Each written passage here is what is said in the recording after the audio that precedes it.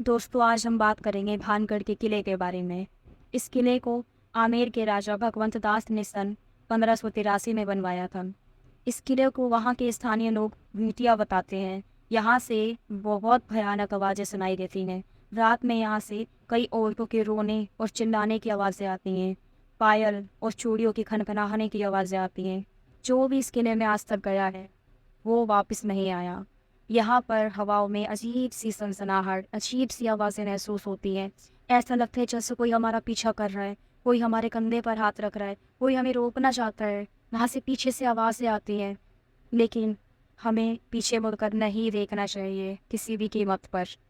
और रात के समय भूल कर भी ये गलती ना करें, उस किले में नहीं जाना चाहिए। रात के 6 बजे के बाद वहाँ जाना सरकार ने सख्त मना किया हुआ है। कहा जाता है कि पहले के समय में वहाँ की एक राजकुमारी थी जिसका नाम था रत्नावती। वो इतनी ज़्यादा सुंदर थी कि उसकी सुंदरता के चर्चे पूरे गांव में चर्चित थे। एक दिन वो बाजार गई। वहाँ पर एक तांत्रिक की नज़र उस राजकुमारी पर पड़ गई। वो तांत्रिक राजकुमारी की सुंदरता से इतना ज़्यादा मोहित हो गया, उसने सोच लिया कि अब तो राजकुमारी को किसी भी कीमत पर अपना बनाना है, चाहे कैसे भी, चाहे जादू टोने के माध्यम से या तंत्र विद्या के माध्यम से। वो राजकुमारी को पाना चाहता था, किसी भी हद पार करके। एक दिन राजकुमारी का नौकर एक इत्र लेने के लिए बाजार गया।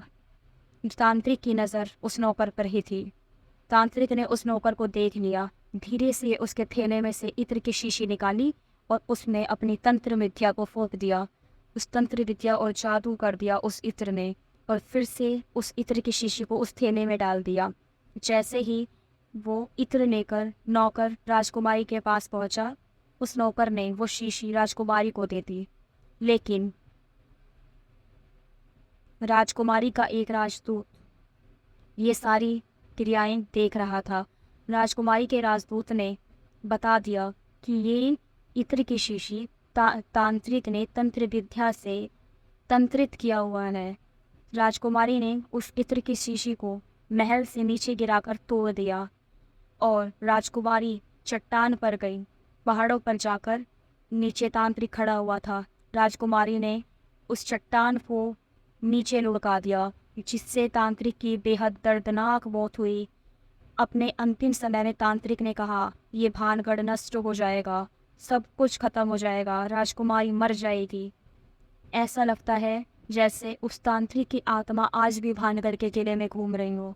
आज भी भटक रही है वो आत्मा, उसको मुक्ति नहीं मिली है। वहाँ पर आज भी ऐसी भयानक आवाज़ें सुनाई देती है, इतनी खतरनाक आवाज़ें सुनाई देती है। भारत सरकार और भारत की जानी मानी एजेंसियों ने, एएसआई ने वहाँ पर शाम 6 बजे के बाद जाने के लिए मना किया हुआ है।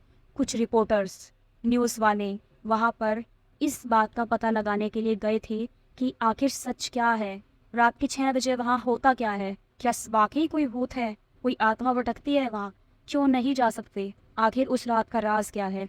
कुछ रिपोर्टर्स ये पता लगाने गए ज़रूर थे, लेकिन वो आज तक भी लौट कर नहीं आए।